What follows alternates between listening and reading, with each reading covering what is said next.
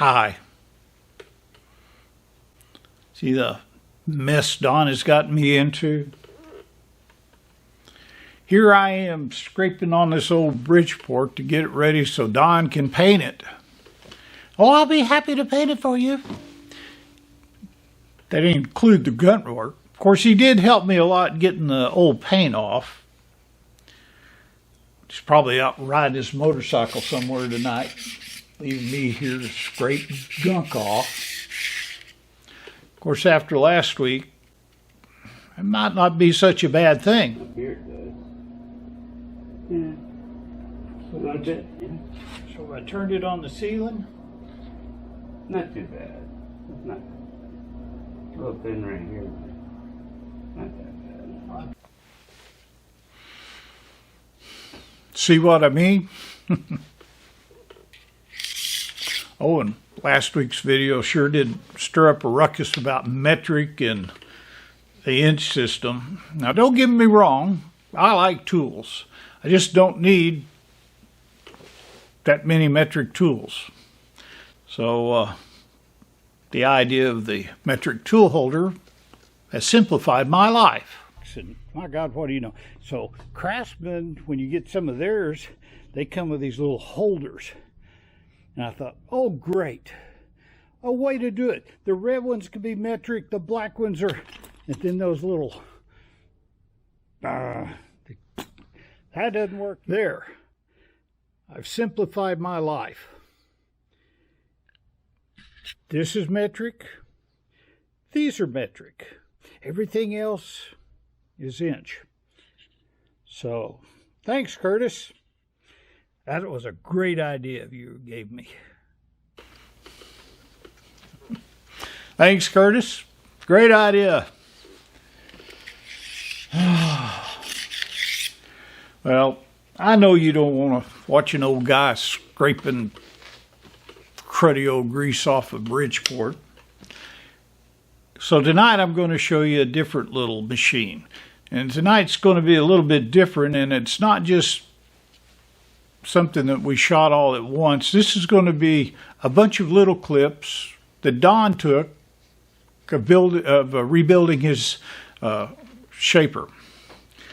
Now, I was coming back from Arkansas with a big grinder one day, and I was talking to Don on the phone, and I said, yeah, and I found an old Cincinnati shaper in the barn, covered up under some blankets. And he goes, I want it, I want it, I want it.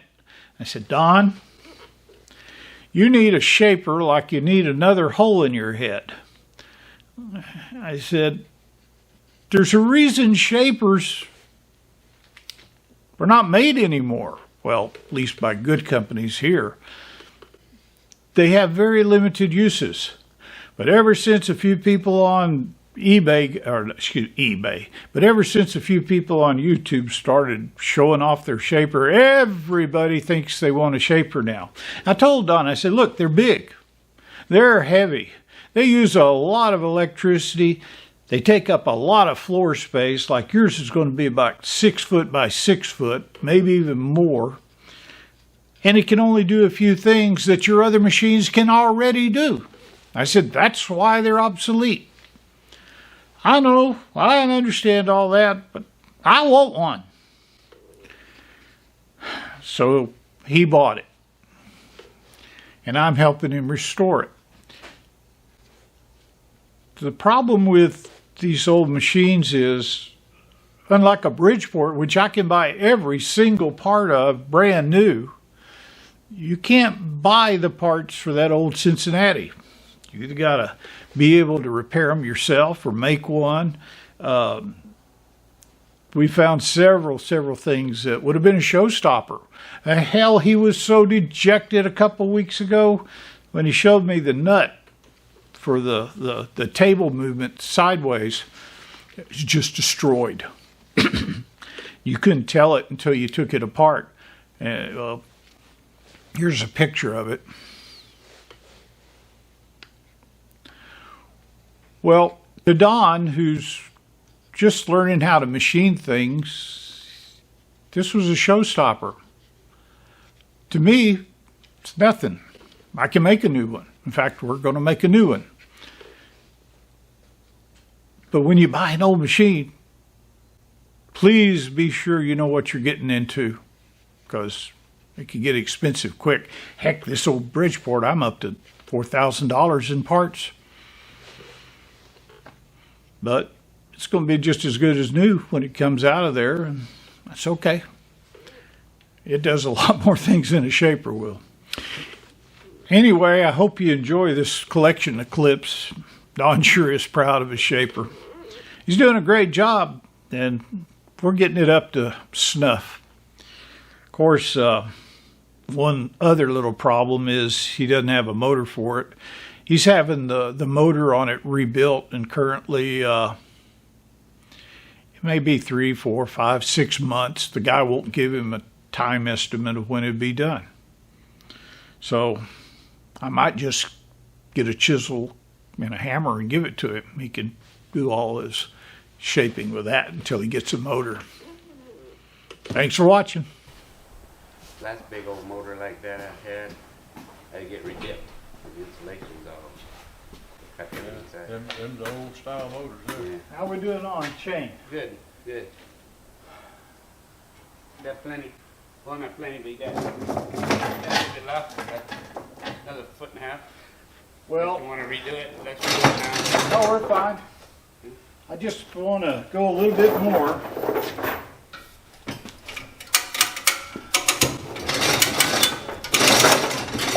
Yeah, the board's kind of off-center. Gonna flip it up. You got another tube of soup? Well, the Rock 2 is doing great. Got 32,000 miles on it. Hadn't even been close to a dealership.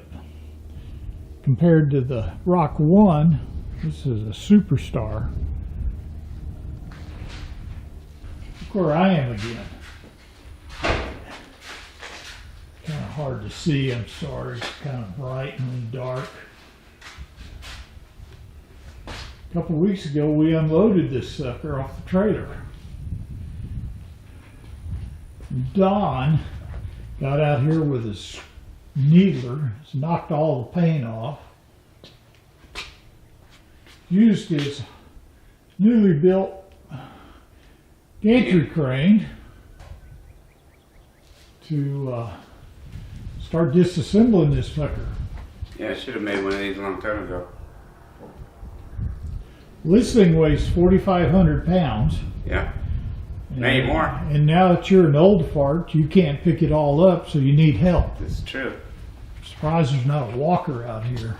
Well, welcome everybody to the Channel of Rust. The Channel of Rust. The Channel of I gotta Rust. get your face in the picture. No, you don't.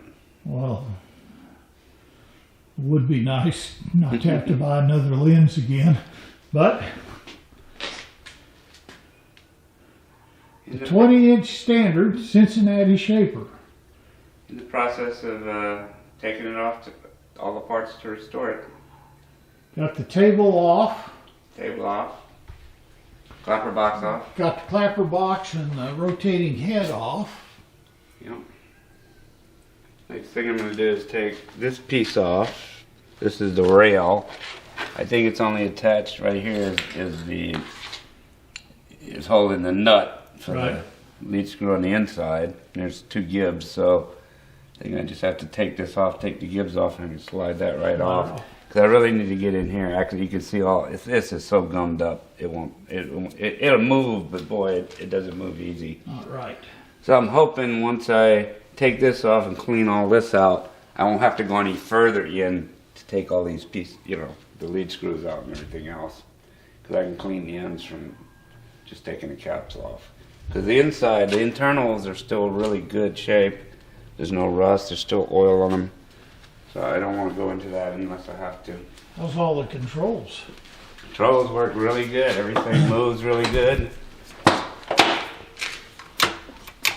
And I opened up some parts and looked in there, and all the gears look really good.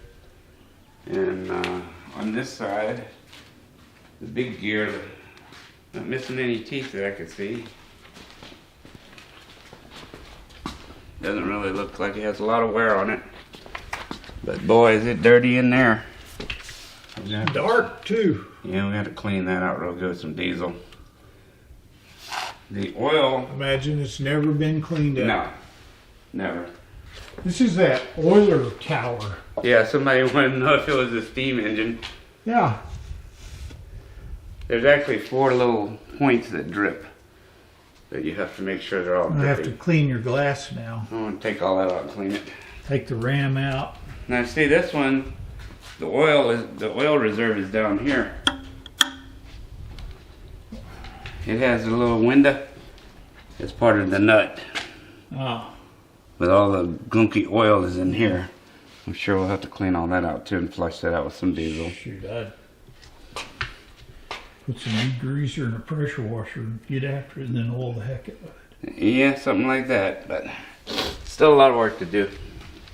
The ram's coming off next. I'm sure we'll have to clean and hand scrape the ram. See, you got the table over there. Yeah, I took the table off. I started working on the top of the table before I took it off. But it was all rusted, solid rust. Hey YouTube peeps, it's Don. Just a little quick update on my shaper. Got it all primed.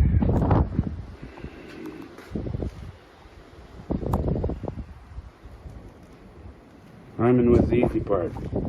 Getting all the oil and grease off this puppy was the hard part.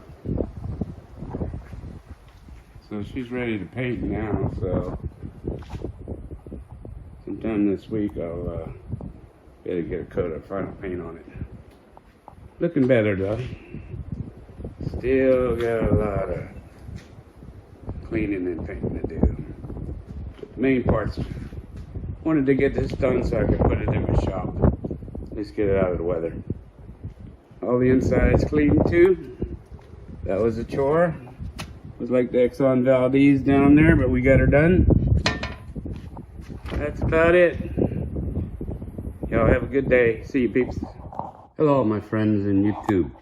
This is Don. Steve wanted me to make an update on my shaper progress. So I've been playing musical pieces of equipment. First thing I had to do, here's the shaper. I've got it painted.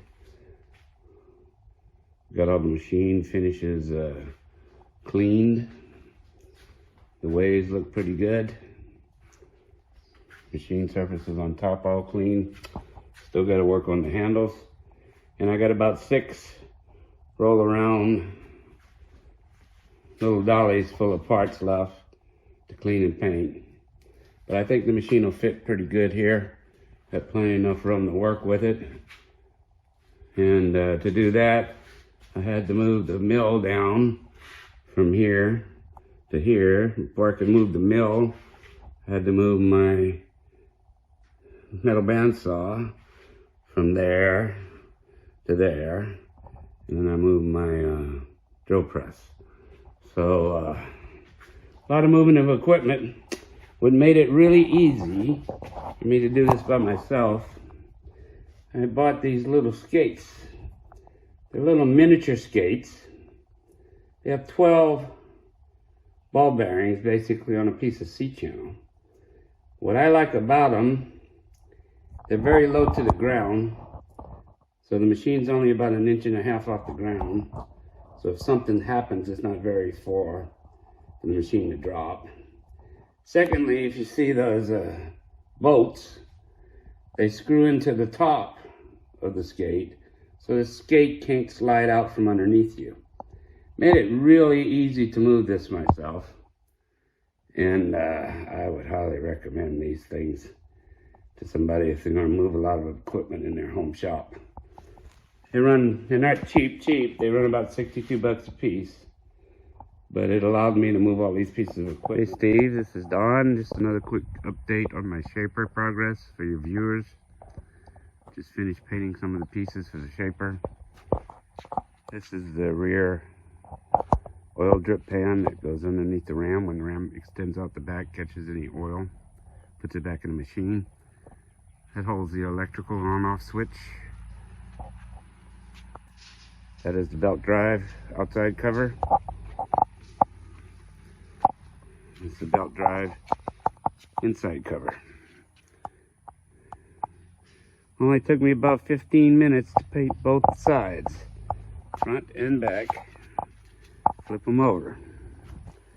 What takes time is getting all the oil off of them, getting all the paint off, degreasing it, rubbing it with acetone, blowing it off, and getting ready to paint. That takes the time. And also cleaning the gun. That's going to take me about 30 minutes to clean the gun for a 15-minute paint job. Anyway, guys, that's it. I'm getting ready to put the rail onto the machine. Got the bolts and the gib ready to go. I'll just pick it up with the gantry crane and just hold it up onto the rail while I bolt it in. I'll get back with you when I'm back. I think this was a success, putting that piece on that rail. It just pretty much holds on by the back, this plate being bolted to that. The other side, on the other side here, has a gib. Adjusted the gib. Got some more adjustment to go in there. But before I couldn't even move this thing. Now basically just 2 fingers, it goes up and down. So I would call that pretty much a success. Heck of a lot easier. Before it was totally jammed up, wouldn't move up or down.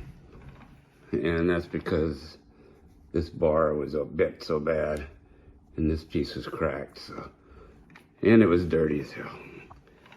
But anyway, so there's this quick update. I'm getting there. Now, I have one more piece here. This piece fits on this rail, and that's what holds the work table. The problem is the nut that goes in here, that is part of this power feed for the table to go across, was all stripped and broken. So we're in the process of making a new one of those. So as soon as we get that worked out, Steve gets that worked out for me, we can put that piece on, put the work table on, finish the ram. And the other thing that's gonna hold me up is the motor. 1944, you say? Yeah, the serial number turned out to be.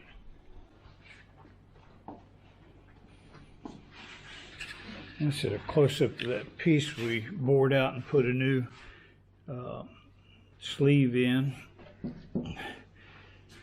Makes it work a little bit nicer when everything's bolted back together.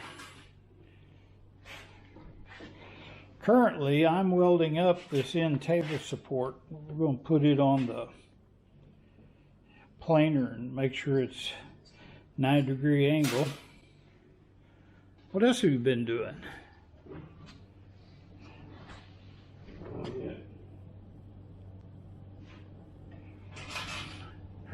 Don, somebody stole your motor. Yeah, exactly. Getting it getting it in the windings re-dipped.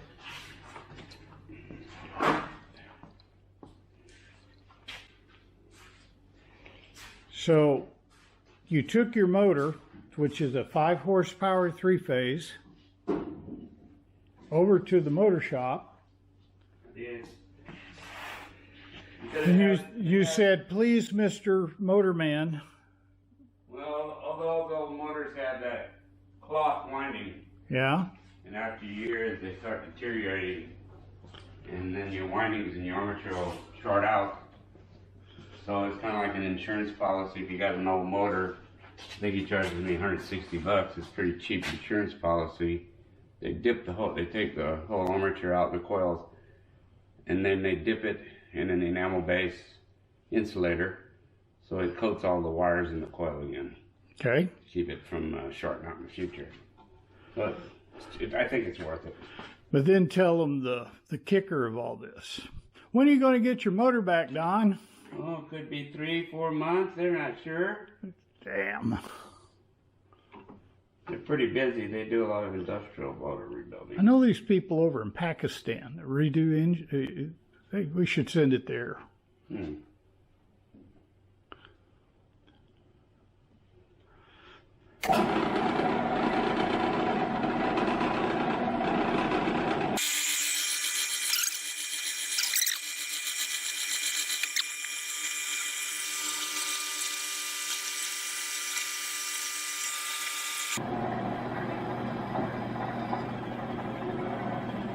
Yes, sir. Now, Don and I have the same type of saw, but Don took his, I guess, the legs off, or did it come with legs? No, just came with the leveling feet. Oh. I didn't like it that low. He didn't like it, so he built a new tray for it. Put on wheels too. Casters and everything. Yeah. Nice job. Thanks. He bent those corners and welded them up. Caveman style. Yeah. So now I can't see this. Now I have 2 pieces of machinist wax. And for those of you that don't know what machinist wax is, it's a plastic type wax that has a high melting point. And what I'll do is I'll put some sheets around in the inside of the mill enclosure to collect all the chips, because I can take that and re-pour it, melt it, and use it over and over and over and again. So if you're doing a high dollar piece and you don't have any material to screw up with, that's the best way to do it.